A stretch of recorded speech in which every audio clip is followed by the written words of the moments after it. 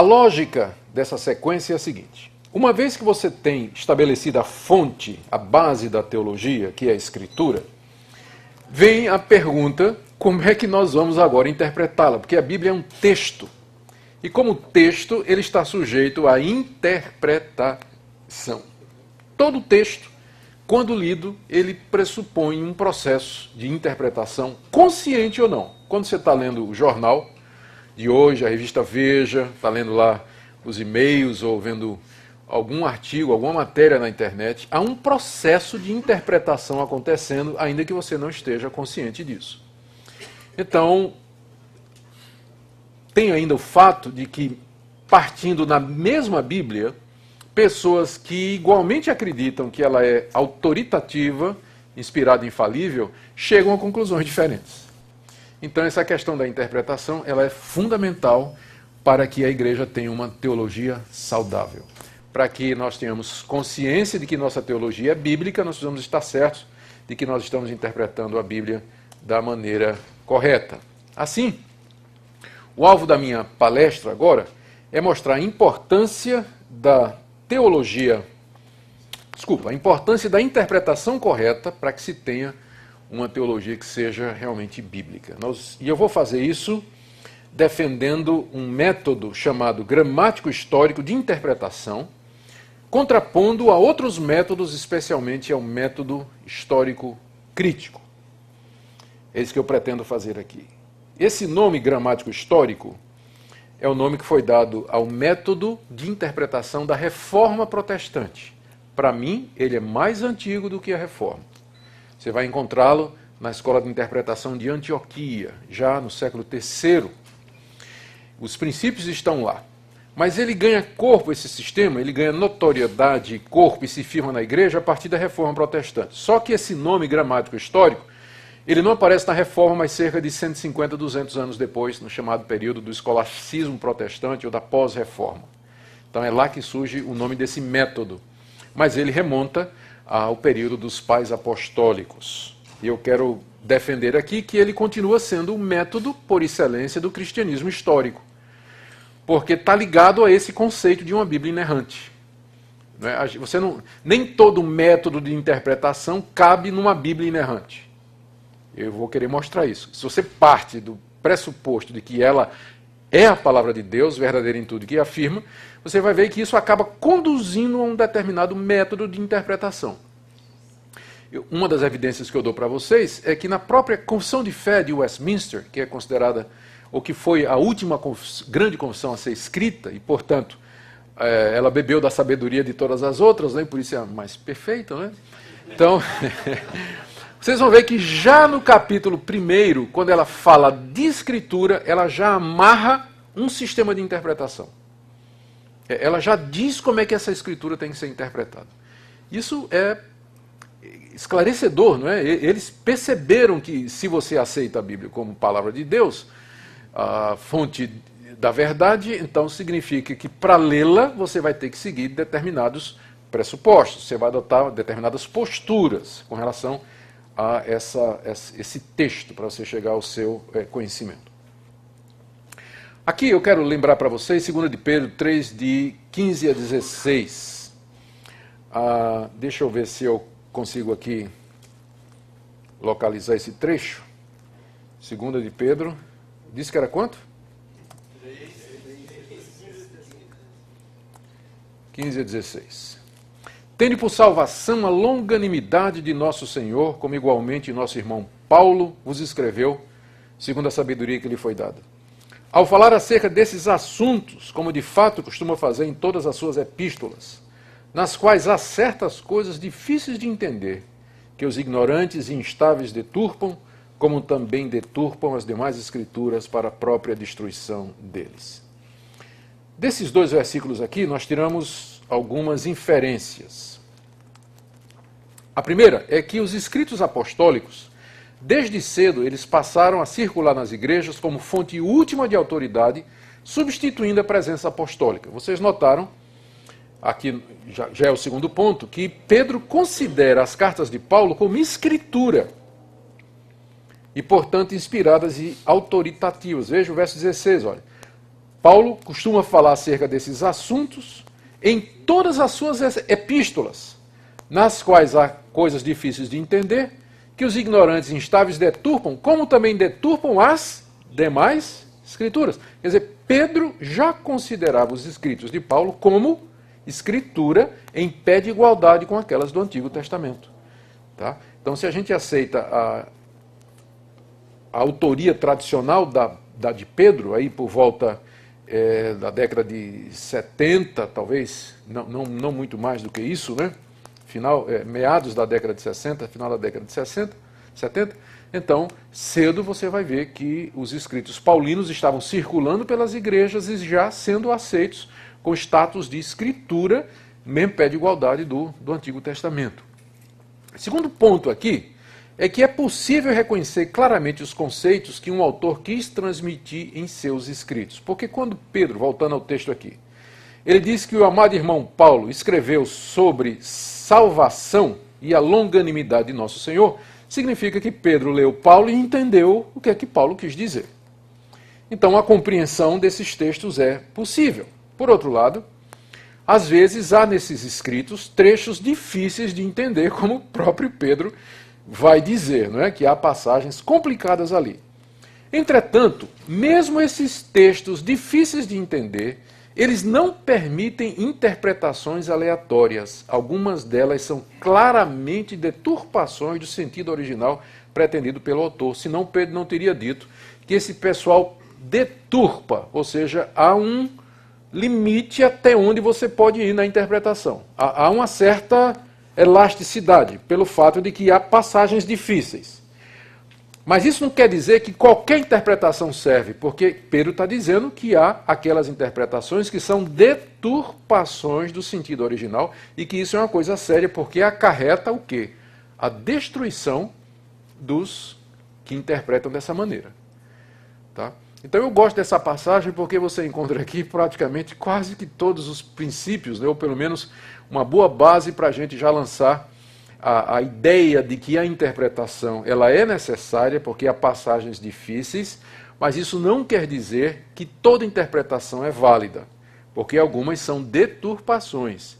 E isso é coisa séria, não é uma questão de opinião, porque Pedro coloca em risco aqui o destino eterno daqueles que vão por esse caminho. Né?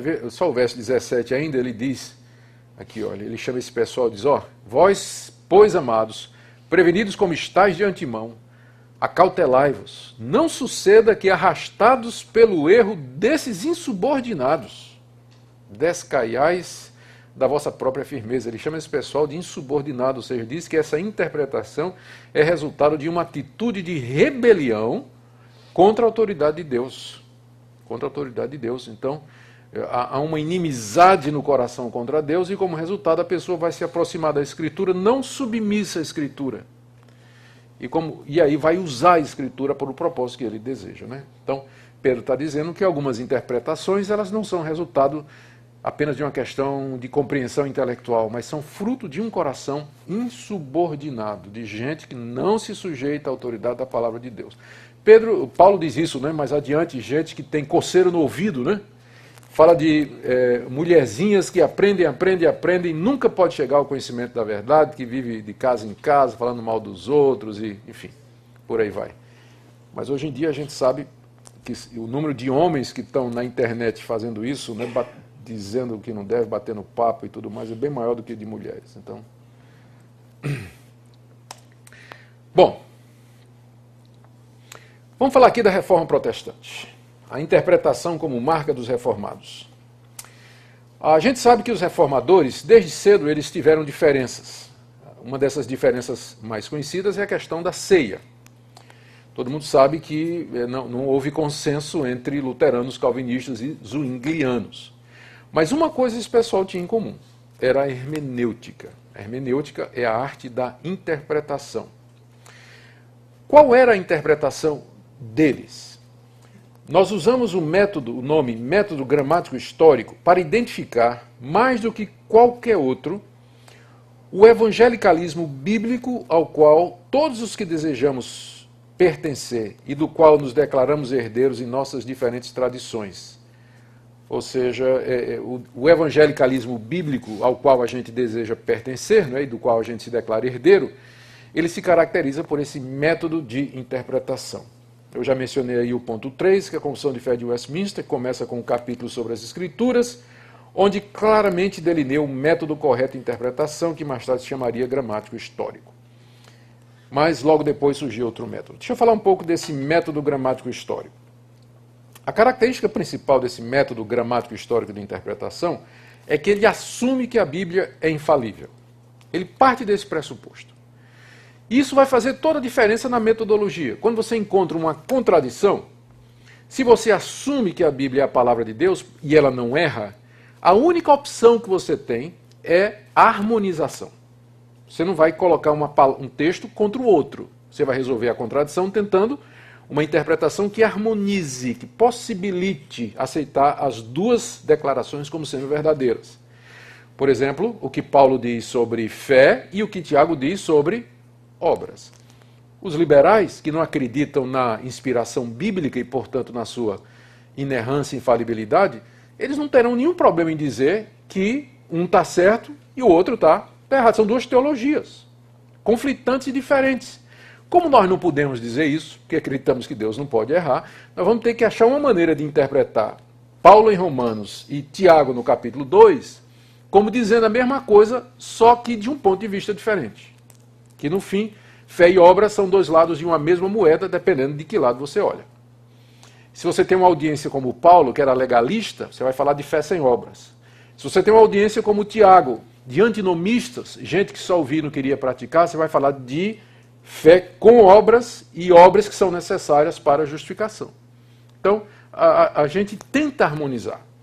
Então, o método gramático histórico, ele parte do pressuposto de que a Bíblia é a infalível e inerrante palavra de Deus. Ela assume isso, esse método. Como consequência, esse método vai valorizar a gramática. Gramática aqui, na verdade, não tem a ver tanto com a gramática, mas é a palavra grega grama, que significa letra. E tem a ver com a questão da estrutura do texto. Esse método, mesmo que ele parte do pressuposto de que a Bíblia é infalível e inspirada por Deus, assume que Deus usou homens que viviam numa cultura, falavam uma língua, tinham temperamentos diversos e conhecimentos diferentes. Pessoas variadas, de épocas variadas, locais variados.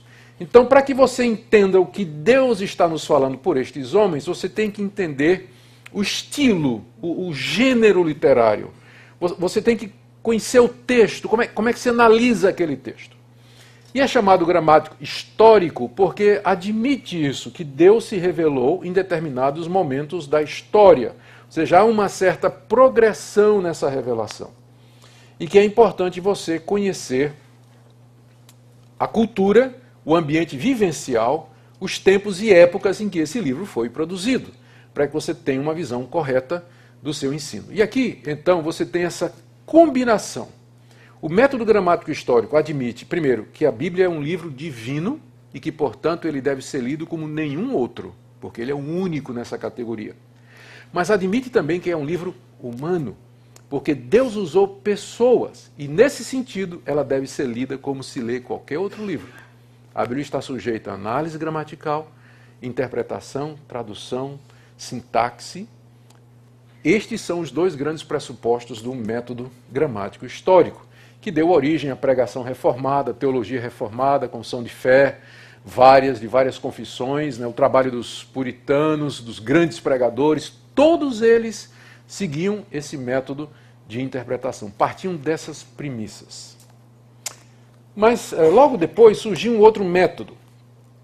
Esse método que é chamado histórico crítico.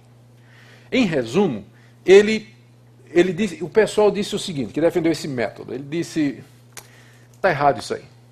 Se você já vai para a Bíblia sabendo que ela é a palavra de Deus e que ela não pode se contradizer, então a sua pesquisa ela já está viciada, de saída. Você não é livre para chegar, para entender o texto, porque você já fecha o texto. Você já o domina, você já impõe a sua teologia no texto. Você está deixando a teologia dominar a exegese. Então o que você tem que fazer é o seguinte, você tem que se livrar de todo pressuposto teológico, que controla a hermenêutica e a exegese, e você tem que ler o texto de maneira científica, neutra, e deixar o texto falar. Se você já se aproxima da Bíblia com o dogma de que Cristo é Deus, que é um dogma do Concílio de Nicéia, 300 anos depois, então isso vicia a sua leitura. Você tem que livrar de dogma, de teologia sistemática, de confissão de fé. Você tem que ler o texto de maneira neutra, para deixar o texto falar. E é claro, né? Eles disseram que entre os dogmas, né, estava aquele de quem é Deus, de que a Bíblia é inspirada, e que Jesus é humano, que milagres acontecem. Não, não, não. Vocês têm que se livrar de todos os dogmas. E aí, é claro, como isso é impossível, né, eles tiraram os dogmas da teologia bíblica e colocaram os dogmas do cientificismo, da teologia natural, do naturalismo, e tentaram interpretar a Bíblia com outros pressupostos. Não é? Eles rejeitaram, está aí, o sobrenatural e a revelação. A interpretação tem que ser dominada pelo racionalismo, a razão é que tem que dizer o que é que a Bíblia está dizendo. Isso impactou profundamente a interpretação bíblica, abandonou-se a doutrina de inspiração e surge o conceito de mito, lendas, fábulas, sagas, gêneros literários que são fruto da imaginação de um povo primitivo e ignorante que não conhece os princípios que regem o universo. O pessoal não sabia, por exemplo, que havia doenças como epilepsia, não é? E pensava que todo mundo que começasse a tremer e babar e caísse no chão espumando pelo canto da boca, aquilo era demônio. Hoje em dia a gente sabe que isso é uma doença, não é? Mas como eles não sabiam, diziam que aquilo era demônio. Se uma pessoa ficava doente, e diziam que aquilo era castigo de Deus. Hoje se sabe que doenças são provocadas por vírus, bactérias, micróbios. Não é? Ninguém precisa de Deus para explicar uma doença. Mas eles não tinham esse conhecimento, então diziam que era castigo de Deus. Queriam dizer que Jesus era uma pessoa extraordinária e inventaram aquela história de que ele multiplicava pães, andava por cima da água. E finalmente, quando eles se decepcionaram com a morte de Jesus, porque pensavam que Jesus ia trazer o reino de Israel, alguém teve a brilhante ideia de que a morte de Jesus não foi em vão, porque tinha morrido pelos nossos pecados. E aí então Jesus ressuscita de uma morte inútil. A ressurreição de Jesus é o resgate da sua morte no querigma. Quando os discípulos começam a pregar que Jesus morreu pelos nossos pecados, é ali que Jesus ressuscita. Ele nunca ressuscitou dos mortos mesmo, né? Claro, continua lá enterrado na Palestina. Mas a ressurreição é o resgate da sua morte aparentemente em vão. Os discípulos inventaram, especialmente Paulo, né, a ideia da justificação pela morte de Jesus. Tal, porque não existe milagre. Quem de vocês já viu um morto ressuscitar? Cadáveres não voltam, né? Está aí, para provar isso. Tudo era mito, lenda, história. Então, o método crítico, gente, eu não estou acreditando nisso não, tá? Porque eu estou vendo gente dizendo assim, ó, não, viu? Eu não estou, eu estou só explicando o que é que esse pessoal diz, tá? Vamos deixar isso claro aqui, por favor. O método histórico crítico, então, ele tem como objetivo separar a verdade e o mito que você tem na Bíblia. A pessoa mais famosa aqui é o Bultmann, né? Rudolf Bultmann, um alemão que ele popularizou muito a chamada crítica da forma, em que ele lançou um programa de desmitologização da Bíblia. Você tem que descobrir as diferentes camadas de mitos que tem na Bíblia, e então, para você poder interpretá-la corretamente. Só para dar uma ideia do programa dele, ele dizia o seguinte: os primeiros discípulos apenas acreditaram que Jesus era o Messias. Então, o judaísmo de Jerusalém acreditava que Jesus é o Messias. Mas aí, quando eles começaram a pregar o evangelho na Judéia, fora de Jerusalém, os judeus não de Jerusalém, não palestínicos, inventaram o conceito de que Jesus era Senhor, Kyrios, porque eles estavam mais familiarizados com as religiões do Império Romano. E aí, quando o evangelho se espalhou e saiu dos judeus e foi para os gentios, então surgiu o conceito de que Jesus é Deus pela influência das religiões de mistério, e o principal responsável é Paulo. Tá? Então, no centro mesmo do evangelho, Cristo nunca disse que era Deus. Isso é uma conclusão de Paulo na terceira camada. Então ele diz assim, o evangelho é como uma cebola. Então você tem que remover as camadas para chegar no Jesus da história. Porque o Jesus que você tem ali é o Cristo da fé dos discípulos e de Paulo. Você tem que sair removendo as camadas para chegar no Jesus da história. Então, onde você encontrar declarações de que Jesus é Deus, isso aí foi produzido no cristianismo gentílico, pode jogar fora, isso é posterior, isso é do ano 80, ano 90, isso não é o Jesus da história. Onde você encontrar declarações de que Jesus é Senhor, anos 60, anos 70, talvez 50, 70, isso aí no judaísmo gentílico, da dispersão, joga fora, não é o Jesus original. Quando você encontrar só referências a Jesus como Messias, você está no judaísmo de Jerusalém, aí você está próximo. Aquela camada é mais próximo de ser autêntica. E finalmente, quando você encontrar Jesus, ou aqueles textos sobre Jesus, ou descrições de Jesus envolvido mais com questões sociais, reforma do judaísmo e tudo mais, ali você tem o Jesus da história. E segundo Bultmann, só 10% dos ditos de Jesus são autênticos, né?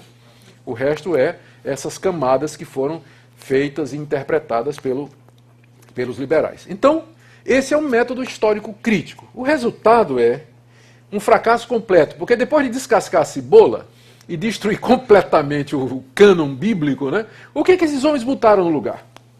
Você começa a ler os críticos, esses teólogos liberais, e você vai ver que eles não conseguem chegar a uma conclusão quem era Jesus. Já que os evangelhos não nos dão um quadro confiável de quem era Jesus, então quem era Jesus? Aí você vai encontrar as opções. Era um reformador social, era um profeta, à semelhança dos antigos profetas, era um camponês mediterrâneo, era um camponês que vivia às margens do Mediterrâneo, que gostava de falar com frases enigmáticas e difíceis, contando parábolas de história, que ia de cidade em cidade contando histórias e parábolas e tudo para ter seguidores.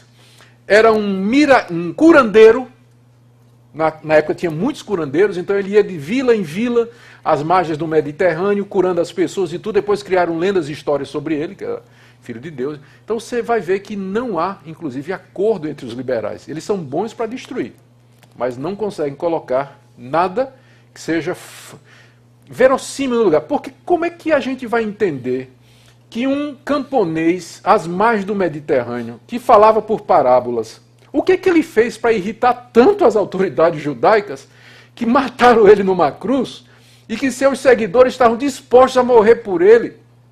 Será que um camponês, né, como é que, se ele era só um camponês que vivia contando história nas margens do Mediterrâneo, como é que explica isso?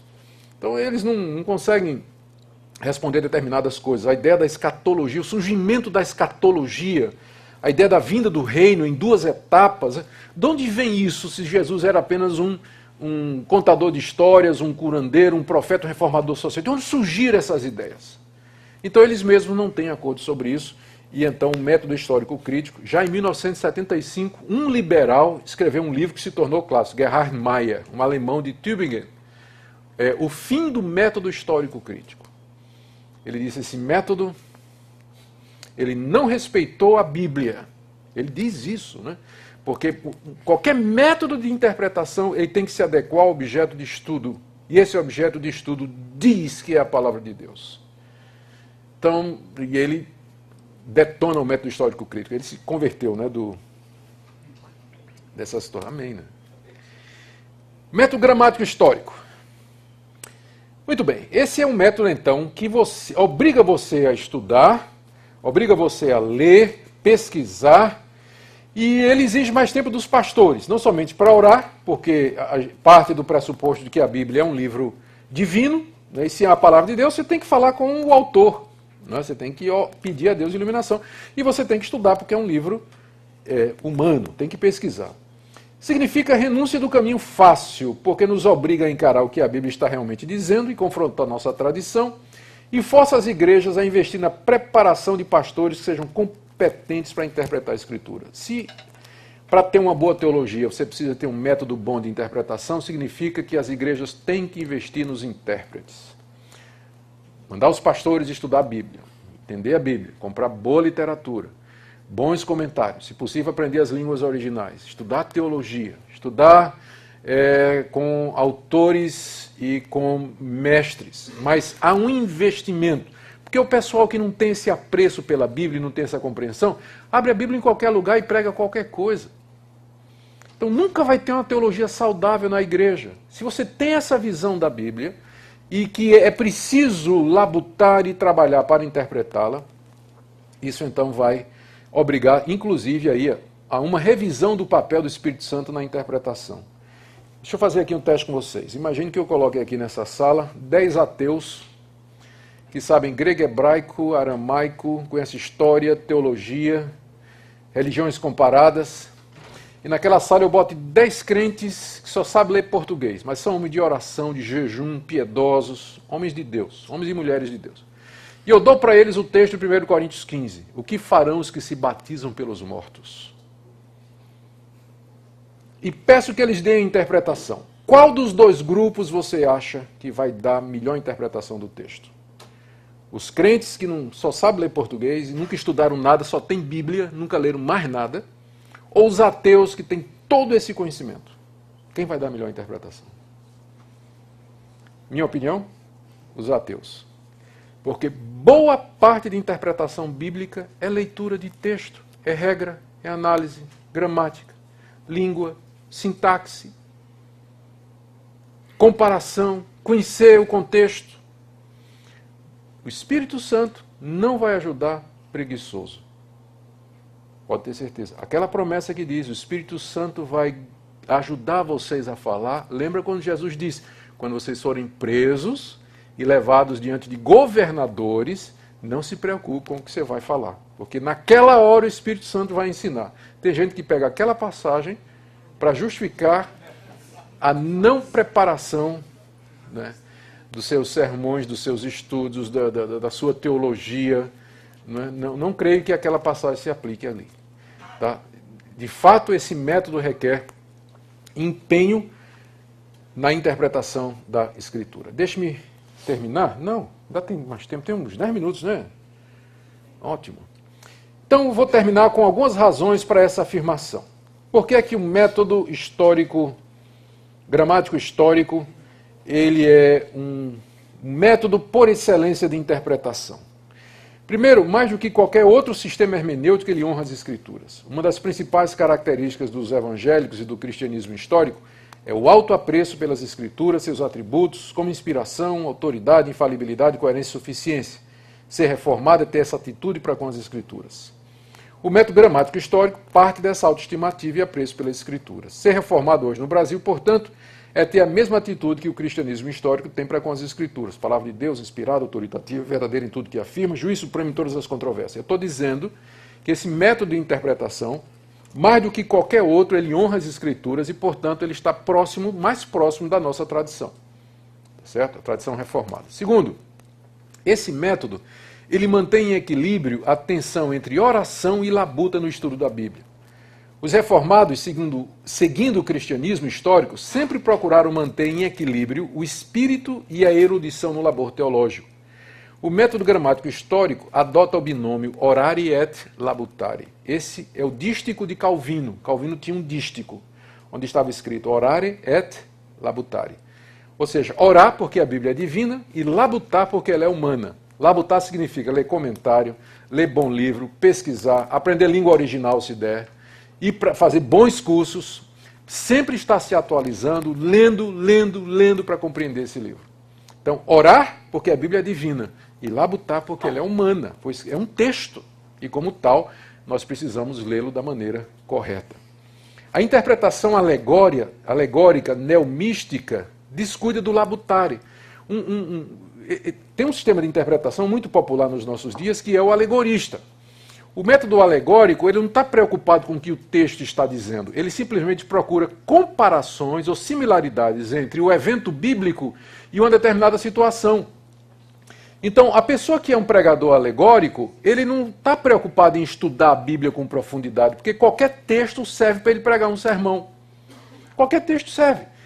Eu vou dar um exemplo de uma alegoria. A parábola do bom samaritano. Essa é muito conhecida, todo mundo, é atribuída a Orígenes, que era um grande alegorista. Parábola do bom samaritano. O judeu que desce de Jerusalém para Samaria é Adão. Ele é assaltado, é a queda. Passa o sacerdote e o levita, é a lei e os sacrifícios que não podem ajudar o homem.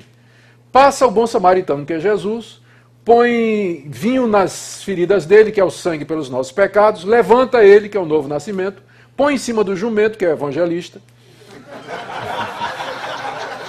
Foi mal isso daí.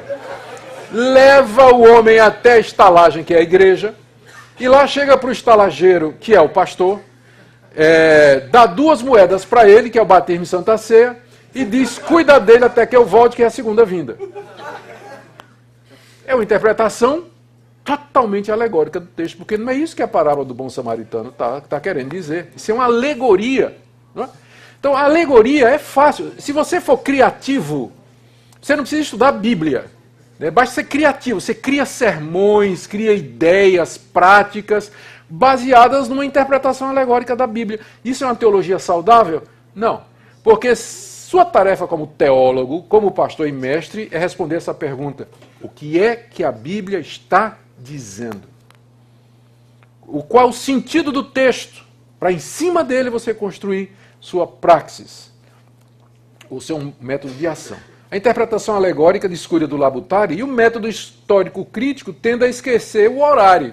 Porque o liberal não ora, ele medita, né? O liberal não ora, ele faz uma reflexão. Isso foi alguns liberais que disseram isso aí. Ele, porque a Bíblia não é um livro divino para ele, né? Orar para quê, né? As novas hermenêuticas, elas tendem a esquecer as duas coisas. As novas hermenêuticas são relativistas, não levam em consideração nem a autoridade da Escritura e muito menos a sua inspiração. E como eles dizem que a interpretação é uma coisa do leitor, quem determina o sentido do texto é o leitor, então não há necessidade nem de labutar e muito menos de orar, não é? Então, o método gramático histórico, ele obriga o crente, o teólogo, o pastor, a orar, porque ele pressupõe que a Bíblia é um livro divino, inspirado, e a labutar, porque é também um livro humano. E para entender o seu sentido, a gente tem que entender a intenção do autor. Terceiro, esse método evita a alegorização desenfreada que tem se tornado a causa de doutrinas e práticas alheias ao cristianismo histórico. Os reformados se caracterizaram pelo desejo de ter as Escrituras como única regra de fé e prática. O método gramático histórico ensina que a verdade divina do texto bíblico corresponde ao sentido único do texto, que é aquele pretendido pelo autor humano, e rejeita o conceito de que cada texto tem múltiplos e vários sentidos, sendo o mais importante aquele oculto e além da letra. Isso aqui é importante, gente, porque o método gramático histórico, ele diz que o texto bíblico só tem um sentido, que é aquele pretendido pelo autor humano. Então você tem que fazer aquela... Vamos voltar àquela ilustração que eu dei da parábola do bom samaritano. Se aquela interpretação de Orígenes está errada, como encontrar a interpretação certa? O método gramático histórico responde dizendo: o que foi que Jesus quis dizer quando contou aquela parábola? E o contexto explica. Alguém perguntou para Jesus: quem é o meu próximo? E aí ele respondeu contando essa história. Logo, o sentido da parábola é esse, que o meu próximo é aquele que precisa de mim, mesmo que seja o meu inimigo, judeu e samaritano. Você não pode usar essa parábola para outra coisa, porque o sentido dela é esse. Então, o método gramático histórico faz essa pergunta, já que o texto só tem um sentido, que é o sentido pretendido pelo autor humano, inspirado por Deus, como é que eu faço para chegar a esse sentido? Você tem que estudar contexto, você tem que estudar a situação, a razão pela qual escreveu a carta, quais as motivações, quem é o autor. Todas essas questões introdutórias, de repente, elas se tornam importantes para que você chegue a responder essa indagação. Qual é a intenção do autor? As doutrinas e práticas de seitas e de igrejas ditas evangélicas são hoje defendidas com base na alegorização do texto bíblico. Esquece essa questão. Quarta razão para afirmar que o método gramático histórico é o melhor para produzir uma teologia bíblica saudável, porque preserva a objetividade na interpretação. Os reformados, mesmo admitindo que há partes difíceis de entender na Bíblia, sempre afirmaram que sua mensagem central é clara. Isso se chama perspicuidade, é o nome que se dá a isso. O método gramático histórico parte do princípio que Deus se revelou proposicionalmente na Escritura e que essa revelação pode ser entendida, sintetizada e transmitida. Ser reformado é interpretar a Bíblia com a convicção que que Deus se revelou nela e que essa revelação pode ser suficientemente compreendida, humildemente analisada, adequadamente sintetizada e transmitida com relativa segurança. Isso aqui pode não fazer sentido para alguns, mas deixa eu explicar. Tem gente hoje que diz que a teologia é uma empreitada inútil, porque Deus, quando se revelou, ele não se revelou teologicamente. Deus se revelou através de histórias, poesia, parábolas, narrativas. Então não há proposições na Bíblia. Na hora que a igreja pega a Bíblia e elabora uma teologia, teologia é uma série de proposições, não é? Declarações. Então a igreja está traindo Deus, porque a maneira de Deus se revelar não foi nos dar um sistema unificado de teologia, mas ele disse várias coisas através de dramatização, encenação, fatos, história, poesia, parábolas. Então na hora que a gente faz uma teologia, a gente está fugindo do método divino de revelação, né? A resposta que a gente dá para essa falácia é que, primeiro, a Bíblia tem, a revelação é bastante proposicional. A declaração Deus é amor, se não for uma proposição, é o quê? Deus é justo, Deus é fogo devorador. Se isso não é uma proposição teológica, isso é o quê? E é claro que você vai encontrar na Bíblia Deus se revelando através de fatos registrados, livro de Atos, Juízes, Ruth. Você vai encontrar Deus se revelando através de poesia, livro dos Salmos. Mas existe um livro mais proposicional do que os Salmos?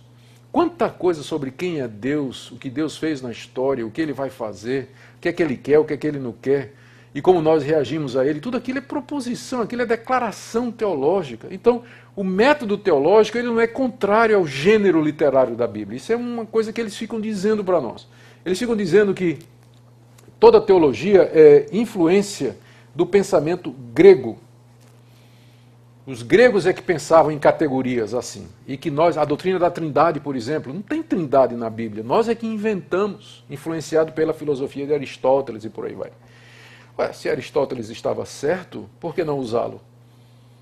Se Aristóteles foi uma pessoa que tinha uma capacidade de síntese, de organização muito boa, a gente entende isso como tudo que é bom vem de Deus. E toda a verdade é de Deus, ainda que na boca de Aristóteles, ou até do diabo, né? Se o diabo diz a verdade é de Deus sempre. Então eu não tenho problema em usar Aristóteles, se o que Aristóteles diz é bom e pode ser usado para organizar o nosso pensamento. Então, o método histórico, gramático histórico, ele afirma que é possível você extrair declarações, sintetizar o pensamento bíblico e elaborar um credo, sumariar o que a Bíblia diz, daí que vem as teologias sistemáticas e assim por diante. Estou caminhando para o fim. Método histórico crítico, método gramático histórico produz resultados que podem ser pregados. Se você der uma olhada nos grandes pregadores da história, eles sempre tinham um grande respeito pela Bíblia e interpretavam a Bíblia em busca do seu sentido natural, do seu sentido óbvio, o sentido é aquele que o autor quer dizer.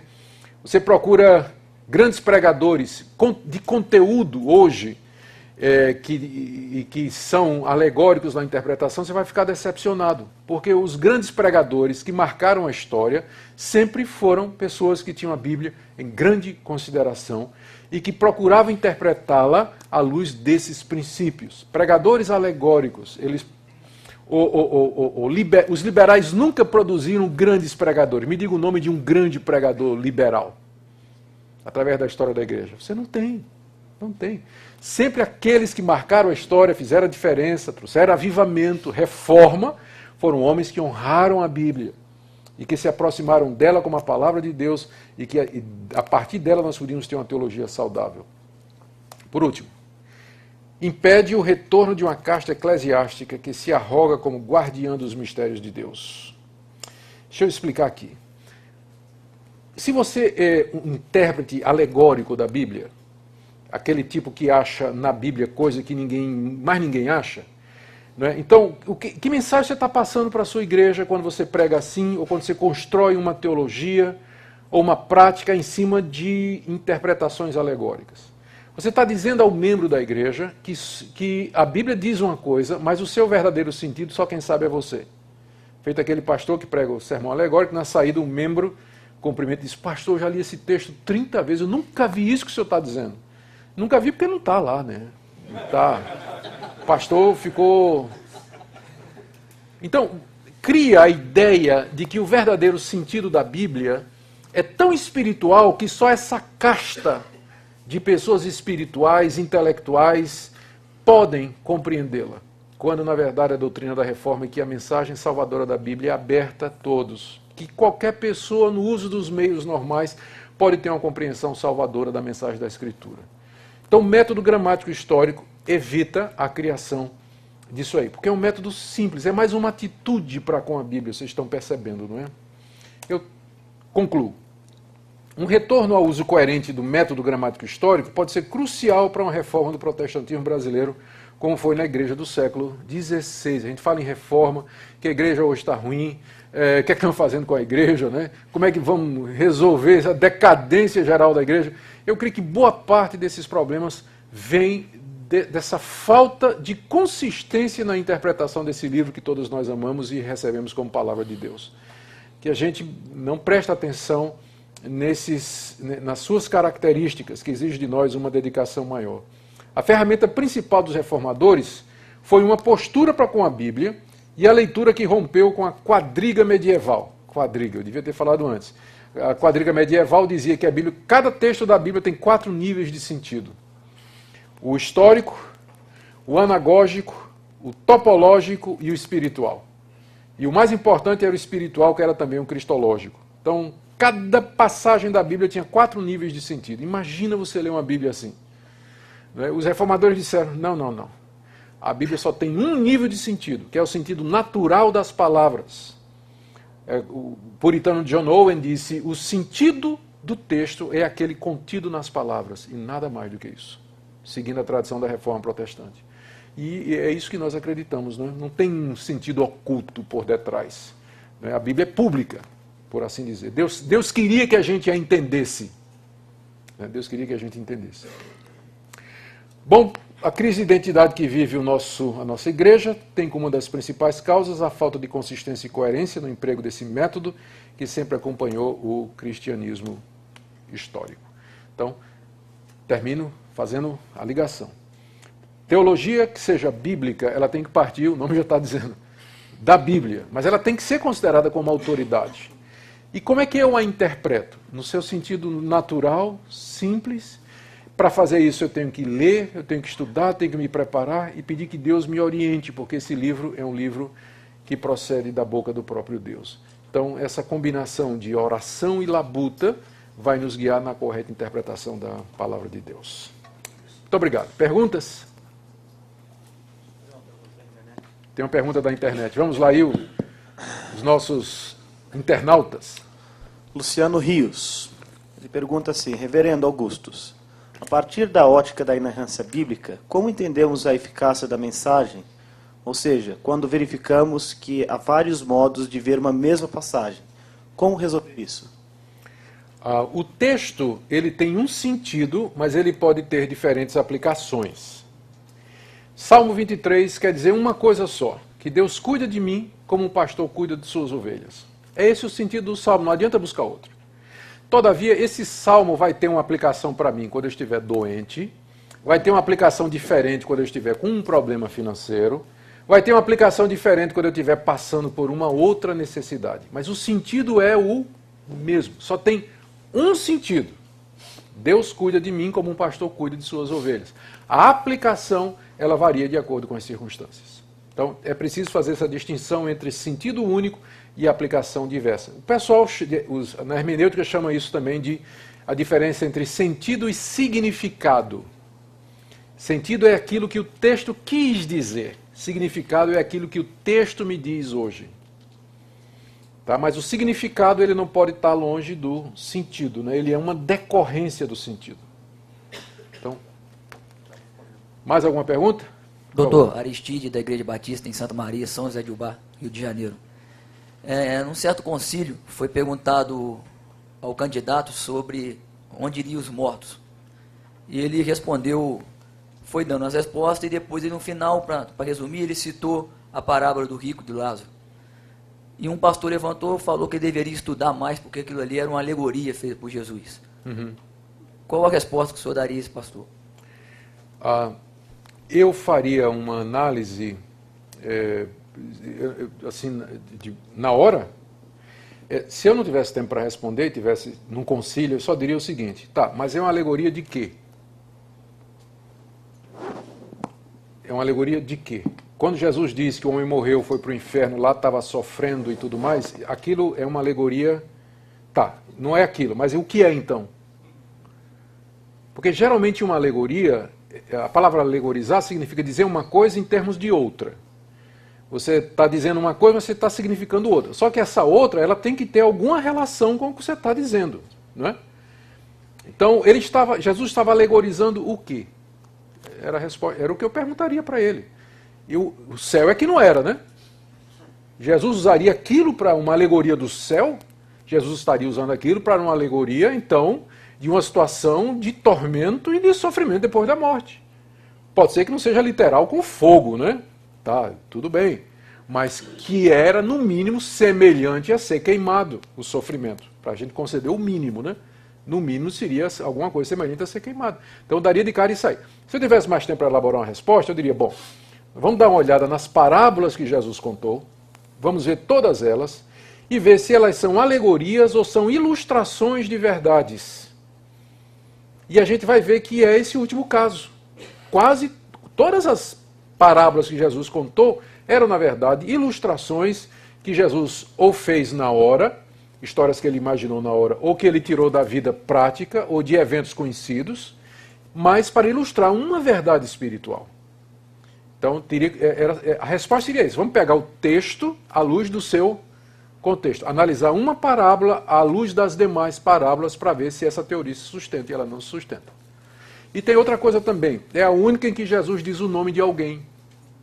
Lázaro. Por isso alguns acham que não é parábola. Jesus está narrando um fato histórico, que tem um nome, Lázaro. Obrigado. Nada. O método histórico crítico trouxe alguma contribuição reconhecida aí pelos conservadores na interpretação bíblica, ou a gente joga tudo fora sem distinção? Nunca é bom, né, jogar tudo fora, né, sem distinção, né, porque eles fazem isso conosco. Eles jogam fora, não quer saber. Nem F.F. Bruce eles aceitam, em seminário liberal. Né? F.F. Bruce é um grande erudito, assim, nem isso eles aceitam. Você pegar a bibliografia de um curso de teologia de um seminário liberal, não tem um único conservador no meio. Mas se você for para um seminário bom, teológico, firme, conservador, você vai encontrar na bibliografia indicação de liberal. Eu, pelo menos, quero que os meus alunos leiam Bultmann. Né? Só que na sala de aula a gente vai discutir. Eu quero que eles leiam Barth, Tillich, faço questão que eles conheçam.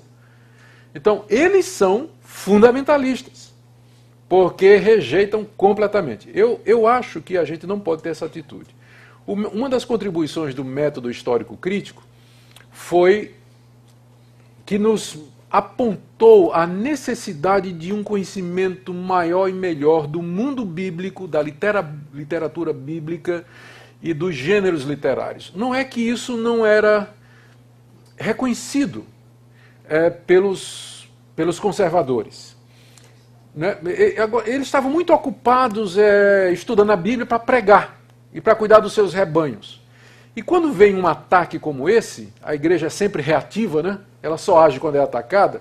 Por isso que Lutero dizia que as heresias é a chibata de Deus em cima da igreja, né? Para a igreja despertar. Então, quando esse método começou a entrar, os conservadores, para reagir, eles tiveram que... Então, peraí, você está dizendo que isso aqui Paulo pegou das religiões de mistério? Paulo, isso aqui está... Eu nunca vi religião de mistério. Eu vou estudar religião de mistério. Os reformadores, então, caíram nos clássicos, nos livros antigos e começaram a ler sobre religião de mistério. Não tem nada a ver, é completamente diferente. Mas para fazer isso eles tiveram que estudar. Então, esse método, ele provocou a igreja a uma reflexão mais profunda. Algumas coisas ele está correto, quando, por exemplo, uma ferramenta do método histórico crítico, que é a crítica a crítica literária, quando ela está certa quando ela identifica no livro de Gênesis determinadas partes em que Deus é chamado de Yahvé e outra que ele é chamado de Elohim. Tá? Então é curioso, no mínimo curioso, né, que você vê que consistentemente em determinadas partes Deus é chamado de Yahvé, de repente muda para Elohim. O problema é que eles disseram que isso então eram dois documentos diferentes, por autores diferentes, contraditórios, que um autor no 6º século costurou para formar o livro de Gênesis. Nem Moisés existe aí. Mas eu posso aceitar o seguinte, que foi Moisés quem escreveu. Só que Moisés tinha diante dele fontes escritas, anteriores a ele, que remontam até Adão. Né? E que Moisés usou aquele assunto. Qual é o problema? Ou a gente acha que Moisés estava lá no paraíso para ver o que aconteceu. De onde Moisés teve aquele conhecimento? Tinha que ser por revelação direta? Não podia ser uma tradição, né, que remonta ao próprio Adão escrita, transmitida de geração em geração? Eu não tenho problema que Moisés usou fontes escritas para compor o Pentateuco. E algumas dessas fontes enfatizam o nome de Deus de uma forma e outras de outra. Então, eles são bons para chamar a atenção para determinadas características do texto bíblico. E nos provoca a dar uma resposta, mantendo a autoridade da Escritura e a sua infalibilidade. O problema é que eles vão dar explicações que destroem, né, a nossa confiança na Bíblia. Mas a gente tem coisa para aprender, sim. Só é como veneno, né? Você tem que tomar em doses pequenas. Se tomar muito, você morre. Se tomar de vez, você morre. Tem que pegar um pouquinho assim. Professor. Só mais um e termina aí. Desculpa, gente. Só tem mais uma pergunta, por favor. Professor, eu queria saber se... É uma pergunta estritamente didática, mas se tanto o amilenista quanto o milenista adotam o mesmo método histórico-gramatical, aonde existem divergências em algumas interpretações, como, por exemplo, o templo, a reconstrução do templo? Isso. A questão toda é porque... Isso volta a uma das coisas que eu disse. Quando eu estava falando sobre inerrância da Bíblia, eu disse que quando a gente diz que a Bíblia é inerrante, a gente não está dizendo que tudo que está na Bíblia é claro. Lembra que eu falei isso? Então, uma das coisas que não é clara na Bíblia é escatologia. Escatologia é uma dessas áreas difíceis e complicadas. Por isso eu acho que os pontos essenciais da escatologia são claros e todas essas linhas pós, pré, a, dispensacionalista, 4, né? Todas elas concordam nos pontos principais. Quais são? Jesus vai voltar. Jesus vai julgar os vivos e os mortos. Vai haver ressurreição dos mortos. Satanás vai ser julgado e condenado. E vai ter um período de paz e prosperidade. 5 pontos. Todas as linhas concordam. É isso que interessa. O problema é qual a relação entre ponto 1, 2, 3 e 4. E que nome você dá para eles? Porque esse período de paz e prosperidade, alguns vão chamar de milênio. Outros vão chamar de novo céu e da nova terra onde habita a justiça. Uns vão dizer que dura 1000 anos literais. Outros dizem, não, isso é 1000... Entende? Mas, no fim, o que importa é que vai ter esse reino de paz que Jesus prometeu ao seu povo. O reino dos céus na sua plenitude. A nossa diferença é que a gente não sabe relacionar direito uma coisa com a outra e nem colocar na história. Mas os pontos centrais, eles são claros. E é isso que nos une. Tem até uma piadinha sobre isso, que estava o amilenista, o pós-milenista e o pré-milenista discutindo exatamente essa questão. De repente o Senhor Jesus voltou, os 3 subiram numa nuvem, um dizendo para o outro, eu não te disse que ia ser assim?